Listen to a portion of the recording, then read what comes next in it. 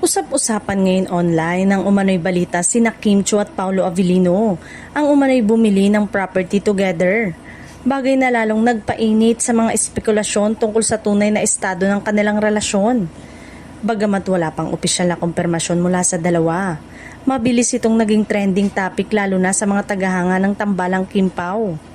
Matatanda ang sunod-sunod ang naging proyekto na Kim at Paolo nitong mga nakaraang taon. Kabilang na ang seryeng The Alibay at ang pelikulang My Love Will Make You Disappear na mas lalong nagpalapit umano sa dalawa. Dahil dito, hindi maiwasan ng fans na kiligin sa bawat balitang iniuugnay sa kanila. May mga netizen ding nang hinala na posibleng paghahanda umano ito para sa kanilang future plans.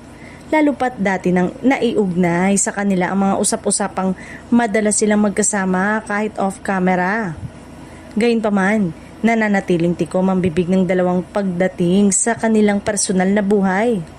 Sa kabila nito, tuloy pa rin ang pagsuporta ng fans sa Kim Pao tandem lalo na ngayong sunod-sunod pa ang kanilang upcoming project.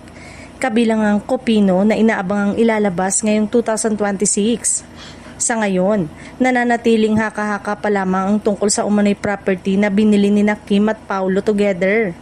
Pero para sa kanilang supporters, sapat na ang simpleng closeness ng dalawa para muling kiligin at umasa.